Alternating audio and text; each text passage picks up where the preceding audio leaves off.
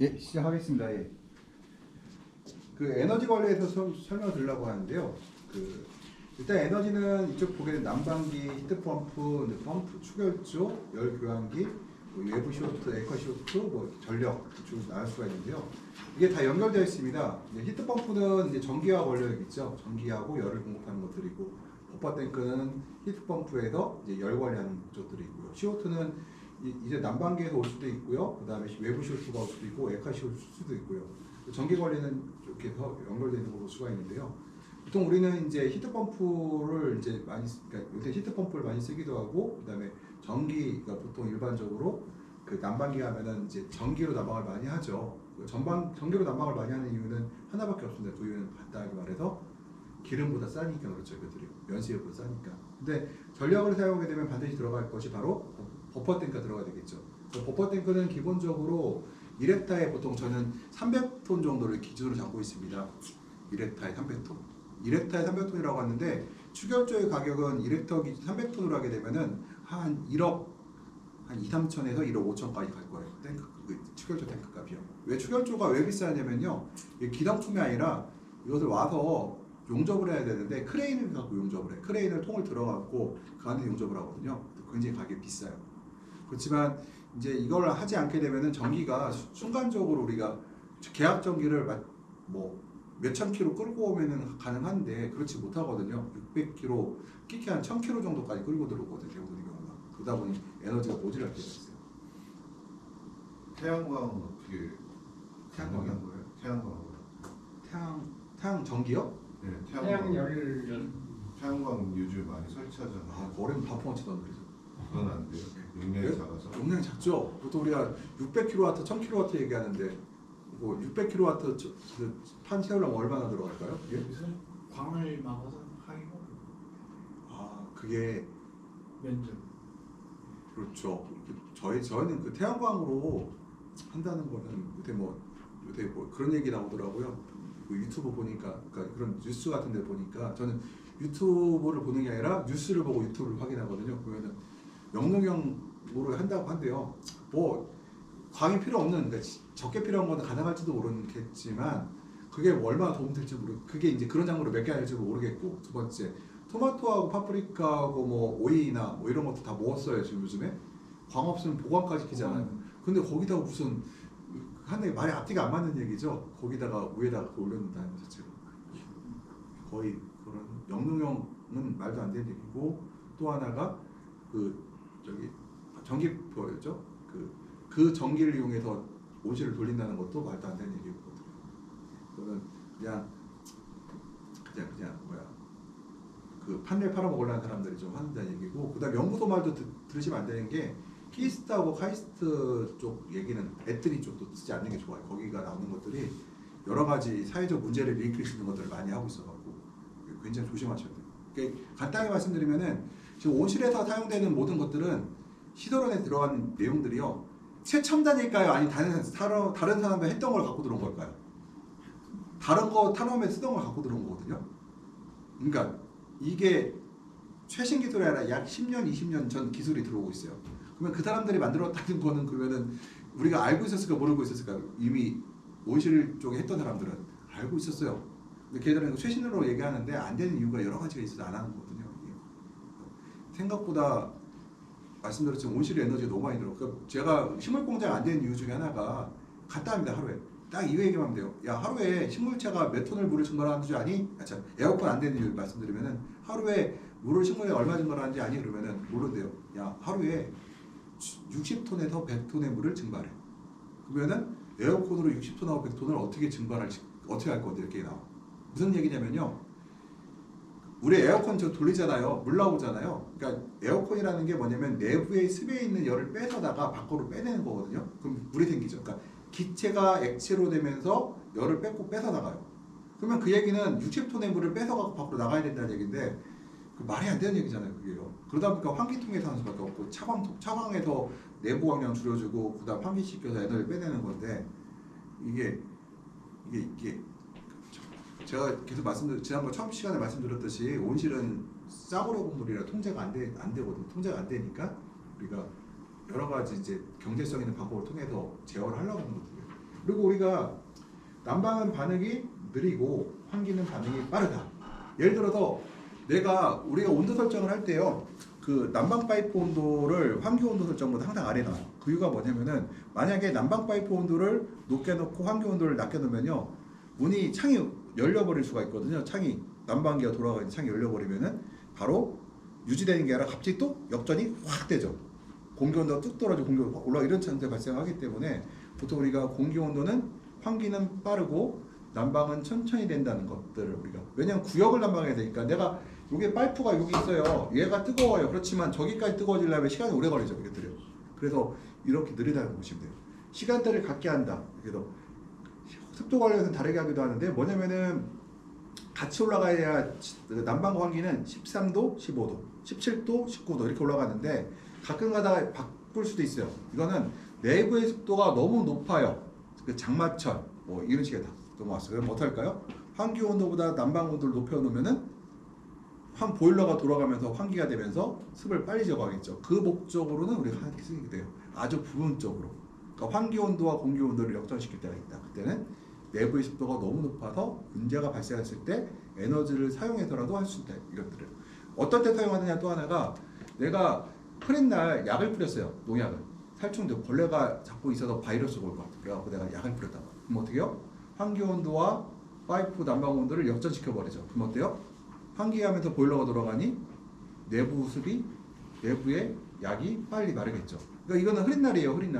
흐린 날 내가 약을 뿌리고 싶어요. 도저히 내가 맑은 날까지 참으려고 했는데 도저히 안 되겠어. 벌레가 자꾸 있어. 그럼 내가 어떻게 해요?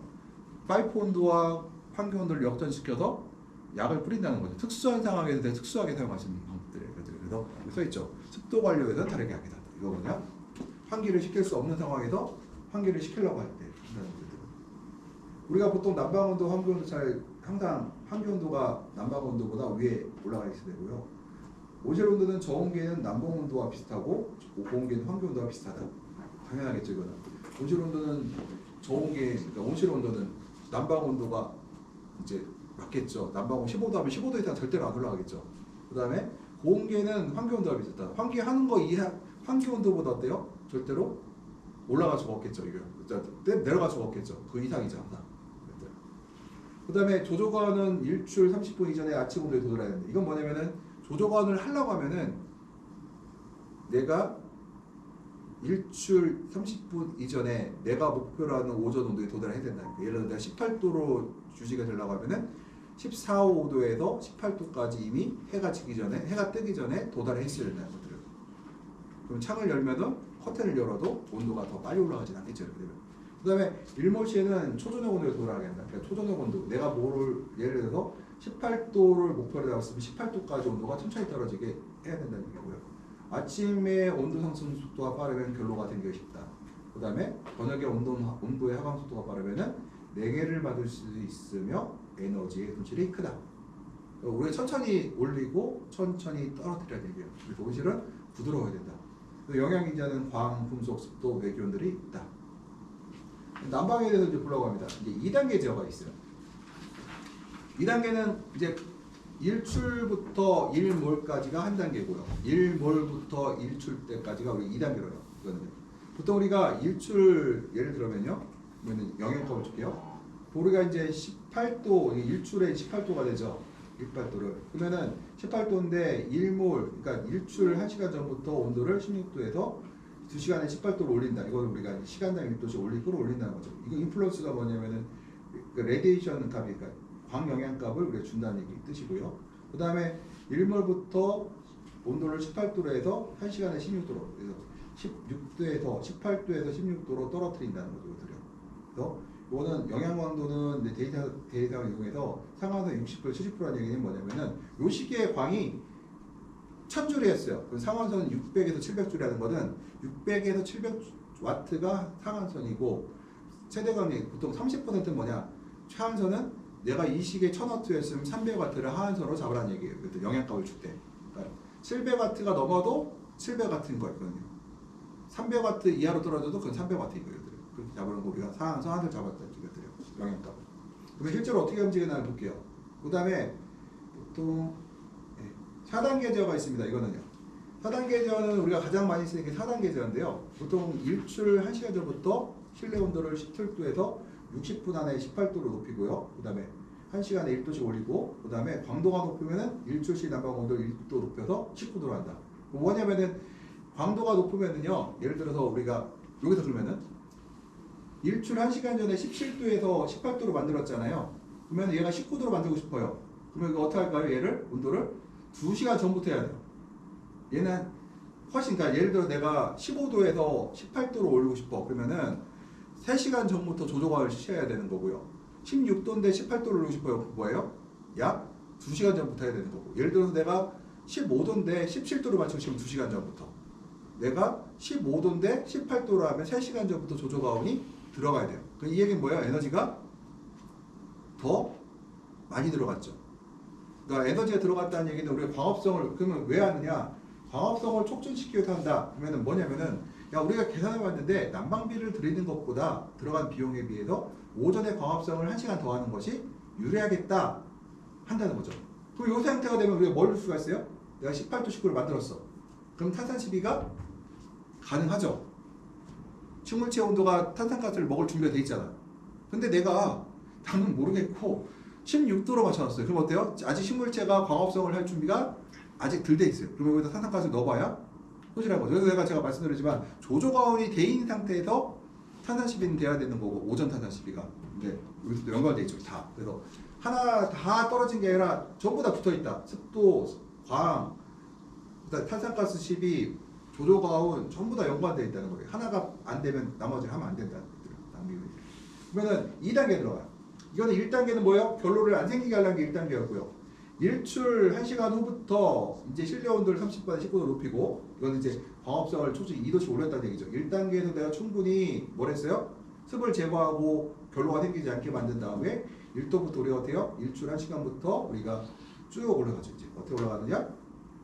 주간의 온도를 올려갖고 광합성을 촉진시키는 데 가고요.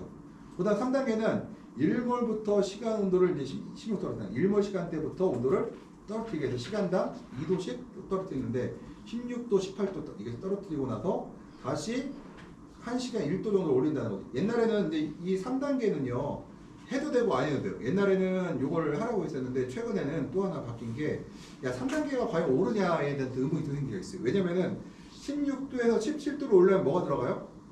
에너지 또 들어가죠. 그래서 이게 그럼 과연 오른 것이 이거만큼 효과가 있을 것인가를 의문인데, 아무튼 우리가 4단계를 할 때는 우리가 목표로 했던 야간 최저 온도가 15도면 14도까지 떨어뜨리라는 얘기고요. 만약에 야간 온도가 13도에 토마토 기준으로, 그럼 12도까지 떨어뜨릴까요? 안 떨어뜨려요. 그때는. 왜 그래요? 우리가 알고 있는 게 토마토는 13도 정도 이하로 떨어지면 이제 서서히 안 좋아진다고 하거든요. 그래서 우리가 야간 최저 온도를 13도로 설정을 해놔요. 근데 이거 4단계로 설정한다고 해도 내가 야간 목표 온도가 13도인데 12도로 떨어뜨리지는 않아요. 이때 3단계로 그냥 가는 거죠. 근데 야간 온도가 내가 15도 목표면은 14도 떨어뜨렸다가 15도로 끌고 갈 수는 있어요. 이것들을. 항상 우리가 움직이는 거는 최저 온도와, 즉 하한 온도와 상한 온도의 사이에서 움직이는 거지, 내가 온도를 더 올리고 내리라고 해서 그 사이를 벗어날 수는 없다는 거예요. 이것들은. 그래서 가끔 가다가 이제 어떤 재밌는 얘기 있냐면은, 야, 다단 관리를 하라고 하니 어떤 분들이 이런 얘기를 해요. 야, 다단이니까 13도에서 10도 떨어뜨리고 다시 13도 오르는 게 다단이래요. 10도는 4개 받기 시작한 온도인데. 그거 아니잖아요. 그건 아니죠.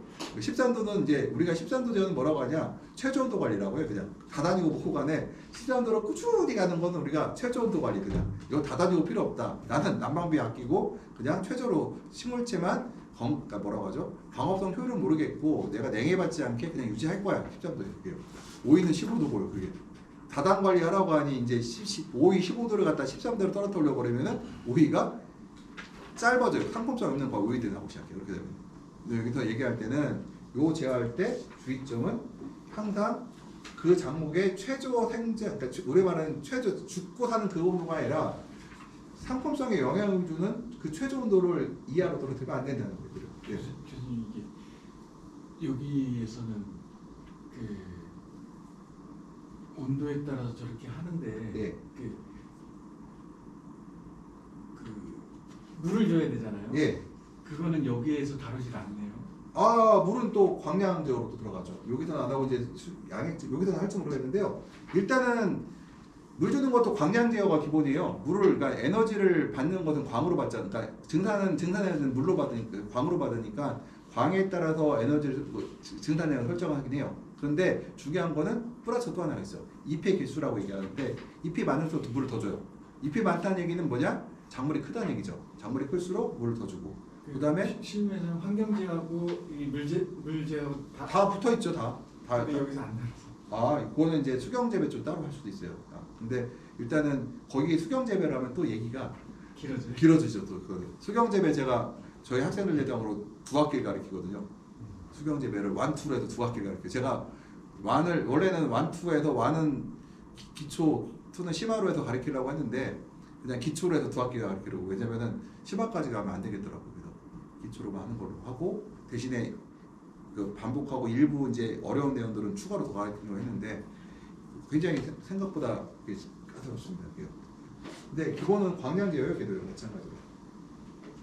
얘도 마찬가지로 광량값을 주죠. 이것들 광량값을 주죠. 광에 따라서 온도를 이것도 마찬가지로 60, 70% 하한대로 준다는 거고요. 그 다음에 이제 난방전력에서 그러니까 영향 외기 온도 정렬량인데요. 이제 영향이 이제 외기 온도, 그러니까 영향값이 외기 온도라는 게 있잖아요. 그래서 난방비 절감을 위해서는 온도차를 작게 한다는 게 원칙이에요. 그러니까 온도차를 작게 하는데 문제가 하나 있죠. 작게 하면 쟁여를 받을 수가 있잖아요. 그래서 보통 이제 광량에 따라서 이제 표차를 드리는데 온도차를 크게 설정할 경우 작물이 클수록 습도가 염려될 경우 광도가 강할 경우에는 온도차를 크게 한다. 예를 들어서 광이 세요. 그러면은 외부 온도가 0도임에도 불구하고 온도를 높게 가져갈 수도 있어요. 이것들이. 그 다음에 작물이 크면은 우리 온도를 좀 높게 가져가고요. 습도가 높을수록 우리가 또 높게 가져가고. 작물이 클수록 증산량이 많아서 난방 요구가 높다. 그러니까 보통 작은 나무보다 큰 나무에 내를 15도 세팅을 하면은 내가 이만큼 큰 나무하고 이만큼 나무하고 15도 유지할 때 큰 나무 난방비가 더 들어가요. 열량이 더 많이 들어간다는 얘기죠. 그래서 우리가 파이프 온도 같은 경우도 어린 나무보다 큰 나무에서 파이프 온도를 같은 온도 맞출 때 더 높은 열량을 공급할 수가 있다. 그다음 습도가 염려될 때 있고 습도를 맞춰야 되는데 낮춰야 하므로 오래 하는데 온도를 이제 습도를 낮춰야 하는데 문제가 하나가 있어요.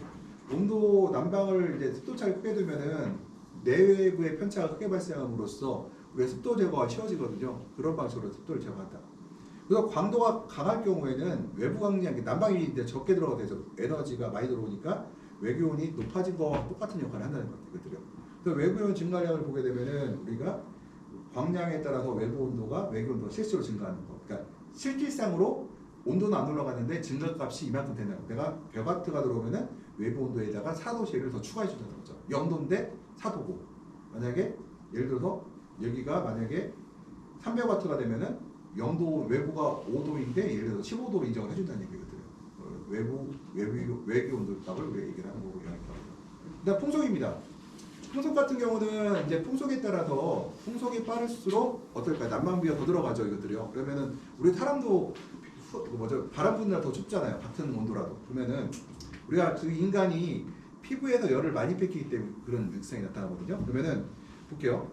우리가 풍속이 1m일 때 뺏기는 에너지는 커튼이 없을 때 6.9 1도당. 그래서 내부의 편차가 1도 날 때 풍속이 1m일 때는 6.9W만큼 뺏긴다고 가정을 해요. 근데 풍속이 8m가 되면 11.2W만큼 뺏기게 되죠.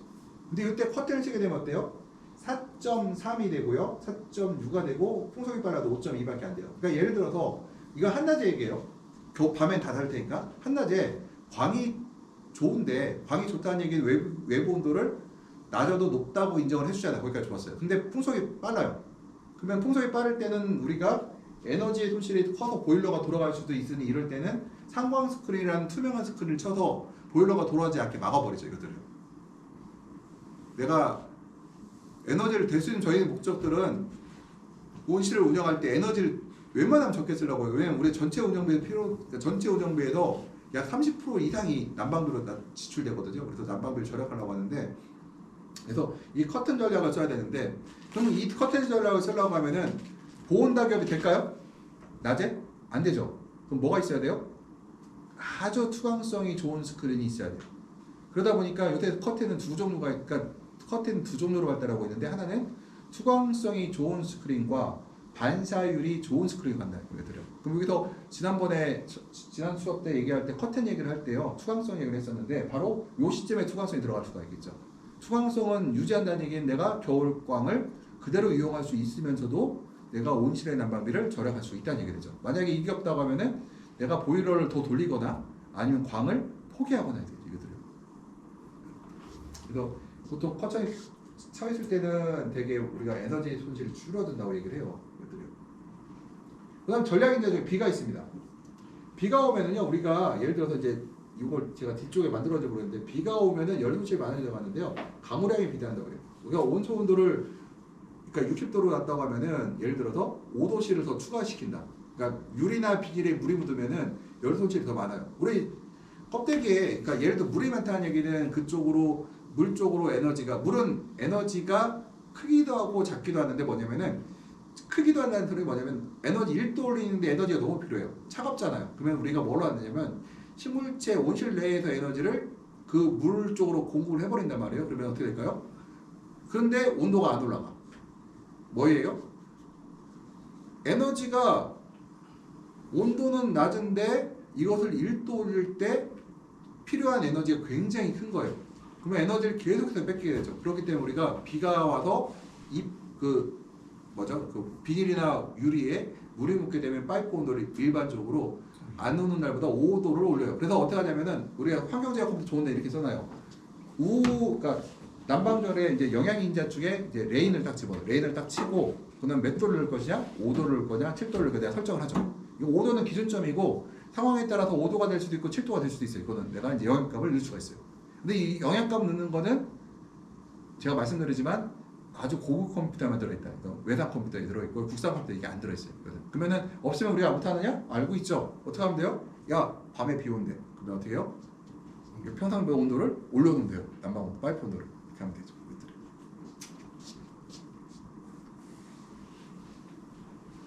우리가 이제 난방기 버너 온도 설정인데요. 이제 기름 보일러 같은 경우는 60도에서 65도인데 이게 뭐냐면은 전기 보일러는 해당이 안 돼요. 근데 이 난방기 버너 온도를 낮게 놓으면은요 이제 안에 결로가 생겨서 이제 문제가 생길 수가 있다고 해요. 이 안에서 이 버너 이 안에서 통 안에서 낮게 놓으면 결로가 생길 수가 있대요. 그래서 60도 이상에서 60도 이상 보일러 60을 설정한다. 이거는 뭐냐면은 그 난방기예요. 추결조를 얘기하는 게 아니라 난방기에서 들어가는 물. 우리가 난방기를 할 때 그냥 하는 게 아니라 추결조로 갈 때 그냥 하는 게 아니라 여기서 버너에서 기름을 태워서 물을 채운 다음에 이 물이 추결조로 가게 돼 있어요. 이것들이요. 추결조를 바로 태우는 게 아니라. 그다음에 최고 온도는 90도 이상 하지 말아라. 이거는 사고 날지 몰라서 그런 거고요. 그다음에 그 난방구에 여러 개 나눌 경우는 가장 높은 난방 온도가 보다 일정값 높게 설정한다. 예를 들어서 이거는 그 가장 높은 난방 온도보다 일정값 높게 설정하라는 얘기는 뭐냐면은 예를 들어서 내가 그 파이프 온도가 60도면은 난방 온도 60도면은 이보다 높은 75도를 설정하라는 얘기를 드려요. 이 그 버너의 온도를 그 안에 버너 안에 들어있는 물의 온도를 15도 이상 높게 설정하라고. 그다음에 이게 이제 보일러가 최대로 가동돼도 온실 온도가 너무 낮으면은 회수한 물에 의해서 보일러 온도가 최저 온도로 떨어질 수가 있기 때문에 이제 안전 밸브라고 해서 열을 닫을 수가 있어요. 이것들을 너무 찬물에 계속 들어오면 또 사고 날 수가 있어. 이것들이요. 뭐 이런 얘기가 있는데 그냥 그래서 우리가 마지막 하는 게 바로 이거 추결조를 사용하라. 이런 문제들이 있으니 추결조를 사용하라는 얘기입니다. 추결조를 안 하고 바로 연결하는 경우가 있어요. 농민들한테. 왜냐면은 업자 입장에서 추결조는 돈이 안 돼요. 그래서 추결조를 설치 안 하고 다른 설치하라고. 그러니까 난방 주간 온도 설정에 대해서 난방 주간이 있고 지간이 있어요. 난방 주간은 보면은 온실 안에 들어가 보면은 그 온실 보이죠? 가쪽으로 돌린 거 뭐예요? 파이프 두께가 한 15cm짜리, 15cm짜리, 20cm짜리 돌고 있고 그 다음에 10cm, 15cm 돌고 있어요. 이게 난방 주간이에요. 난방 지간은 뭐예요? 레일에 붙어 있는 것들 그런 것들을 우리가 난방 지간이라고 해드려요. 그러면 난방 주간보다 지간이 지간보다 높아야 되겠죠. 당연히 이것들이요. 주간이 높아야 되고. 그래서 난방지간 최대 난방지간 온도가 55도이고 그러면은 난방 주간 온도 차를 10도씩 놓고요. 보일러 온도 차 15도 하면은 난방 주간 온도는 그러니까 보일러 온도는 70도가 15도 이상이 높아야 되니까 70도가 되고요. 난방의 지간 온도는 주간 온도는 65도가 되겠죠. 지간보다 10도가 올라가야 되니까 이것들이요. 그러니까 지간과 주간 온도 차. 왜 지관 온도가 주관보다 낮을까요? 온도가? 지관이 식물체에 가까이 붙어 있어요. 그 얘기는 뭐냐면은 지관의 파이프의 온도가 높다는 얘기는 잘못하면은 고온 피해를 받을 수가 있어요. 예를 들어 열 피해를 받을 수 있어서 또는 떨어뜨린다. 난방관 이제 최고의 난방관 온도가 되는데 난방관 온도의 제한이 있으며 경우에 따라 조정된다. 그러니까 난방관 온도를 제한한 이유가 뭐냐? 첫 번째가 제일 큰 게 바로 작물이 타는 것을 방지하기 위해서. 그다음 난방관 주변의 배지옥은 토양의 과다한 건조를 막기 위해서. 그러니까 이것도 여러 가 똑같은 거죠. 1번하고 관계 있는 거죠. 그다음 난방관 후는 난방 닥트의 보호로 해서 시설에서 보게 되면은 얘도 첫 번째랑 같은 연관된 얘기들이에요. 너무 온도가 높으면은 온실 시설물 내에 피해를 줄 수가 있다는 거고. 그다음에 플라스틱 자재 쓰는 경우에 있는데 이때는 우리가 이제 1헥타에 15억, 20억짜리 온실을 할 사람도 있지만 1헥타에 10억짜리 온실을 하실 분들도 있어요. 이럴 때는요, 우리 연질호스 같은 걸 이용해서 그 온실 안에다 뜨거운 물을 공급하는 경우도 상당히 많거든요. 이때는 50에서 60도 이상을 넣을 수가 없어요. 호수가 상하거든요. 이거 늘어지고 상하기 때문에 넣을 수가 없어요.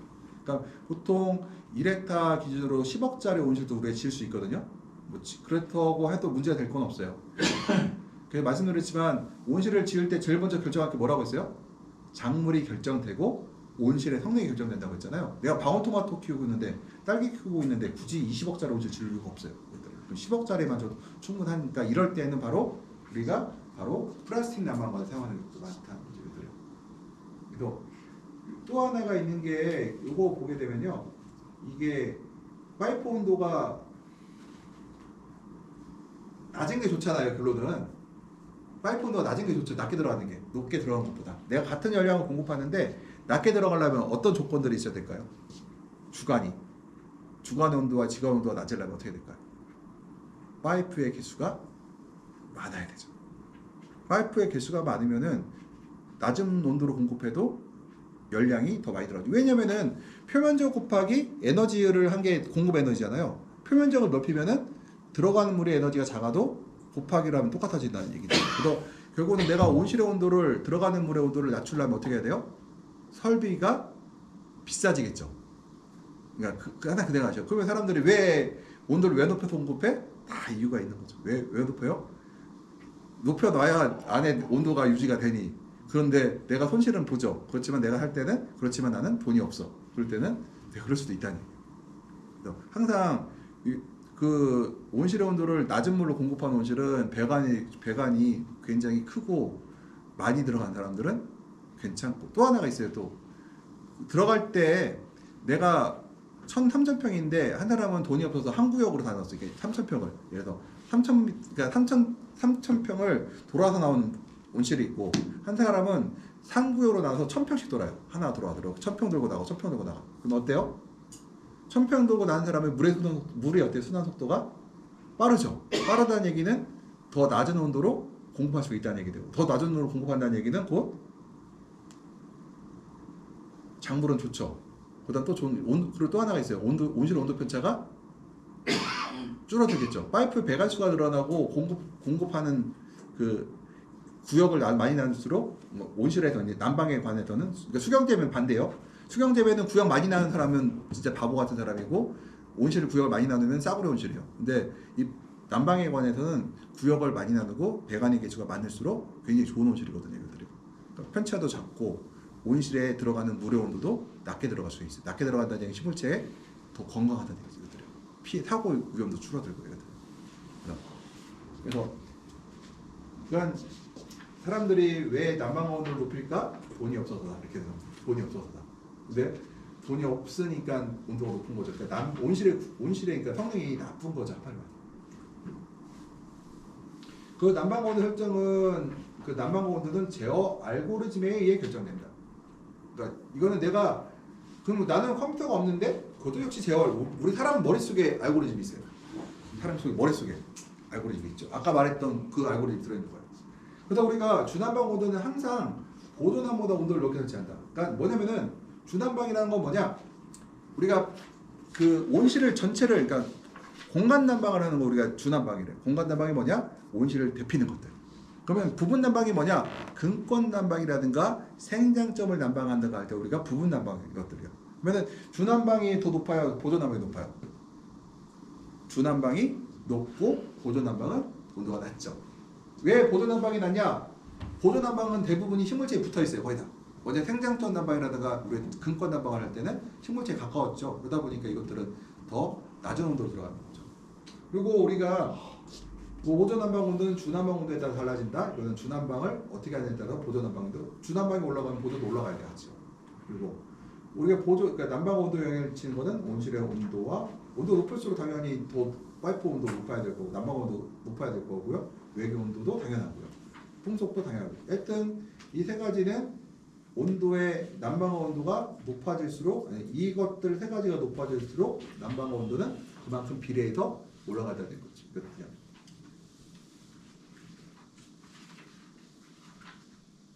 이제 예를 들어 볼게요. 이제 요까지만 식사라고 딱 하면 맞을 것 같은데요. 일단은 중난방 온도를 보조난방보다 25도 높게 설정해 볼게요. 일단요. 설정의 온실 온도를 20도예요. 그러면은 설정 중난방 온도는 최고 80도에서 60도까지 설정을 하게 되어 있고요. 보조난방은 요보다 10도 낮은 70도에서 35도까지 설정을 해놨어요. 이것들이요. 그러면은 왜 여기 볼게요. 여기 설정 온도가 20도인데 최저가 왜 35도일까요? 이 아래로 안 들어가고 왜 그럴까 이게? 이유가 하나가 있습니다. 이게 15도 이상 벌려지지 않으면은 난방 이유가 없거든요. 그래서 항상 15도 이상 벌려놓으라고 이것들을. 그러면은 P스텝이라는 거는 우리가 온도가 1도 차이 날 때마다 난방 온도를 20도 올린다. 예를 들어서 내가 설정 온도가 여기 있네. 이거 볼게요. 19도인데 이게 선정 온도가 20도잖아요. 근데 19도예요. 그러면은 1도를 올려야 되잖아요. 그러면 내가 몇 도의 온도를 올려야 돼요? 이 P스텝에 의하면 20도가 올라가야 되죠. 1도씩 차이 날 때마다 그러니까 내가 현재 온실의 온도가 19도인데 20도를 맞추고 싶어. 내 P스텝을 1도에마다 20도를 설정했어요. 그럼 어떻게 해요?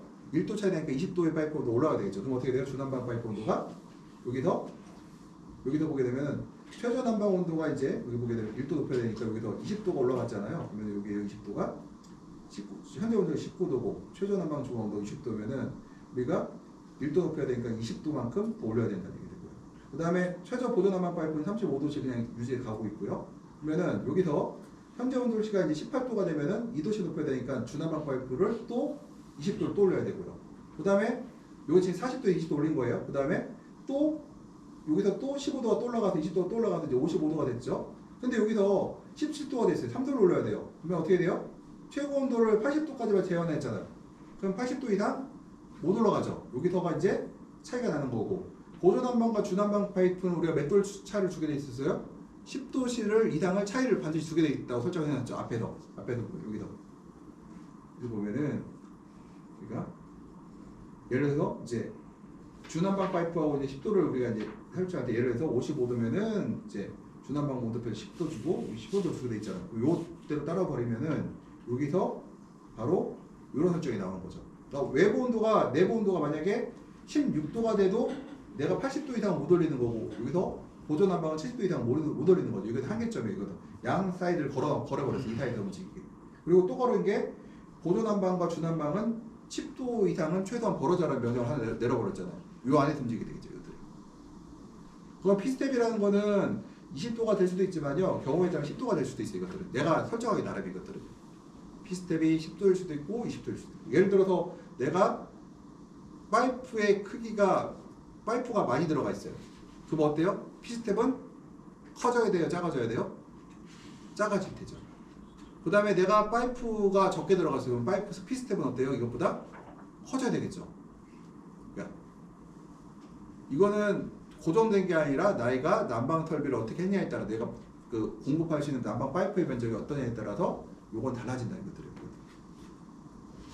그러니까 온실이 비싸게 지은 온실은 어때요? 더 촘촘하게 섬세하게 관리가 가능한데 왜 P스텝을 낮게 놓으니까 내가 더 위로 올릴 수 있는 폭이 크죠. 근데 파이프에게서 적을수록 P스텝을 크게 놔야 되니까 어때요? 제어가 어렵겠죠 이것들이. 온실의 성능은 바로 이렇게 해서 움직이는 것들. 그러니까 비싼 온실들은 제어가 쉬워요. 대신 비싸죠. 이것들이요. 근데 비싼 만큼 생산성이 올라가느냐? 그거는 작물이 예민한 것들 있죠. 큰 토마토나 파프리카같이 예민한 건 생성이 올라가는데 방울토마토나 딸기같이 둔한 거는 안 올라가요 그만큼. 그래서 우리가 항상 작물에 따라서 난방 설비를 어떻게 할까도 결정을 해요. 내가 예민한 작물을 키우느냐 예민하지 않느냐. 그래서 저는 제일 웃긴 게 35억짜리 40억짜리 온실에서 방울토마토 키우고 있잖아요. 그 사람은 비닐 온실이라 경쟁하면 망할 사람. 설비 돈은 많이 들어갔는데 그만큼 생산성이 안 올라오거든요. 그래서 제가 가끔 유료온실에서 이제 방울토마토 키우는 분들이 계세요. 제가 참 물어보면은 자기는 모 회사가 유통회사인데 그걸 하라고 해서 한대요. 그래서 자기도 하고 싶지 않다고. 자기도 경제성이 없는 걸 아니까 대부분. 유통에서 그렇게 요구를 하면 수익 보장을 해주는 건 유통에서 이제 자기 모 회사니까. 근데 그걸 왜 하느냐? 모 회사를 몰라서 그래요. 그러니까 전혀 그 지식이 없으니까 그냥 뇌피셜로 자기 생각대로 그냥. 되게 그런 독선인 경우가 상당히 많더라고요. 그런 회사들을 보면은 회장 결정에 의해서 막 움직이는데. 여기서 12시간 됐으니까 식사하러 가시고 그 다음에 이따 가겠습니다.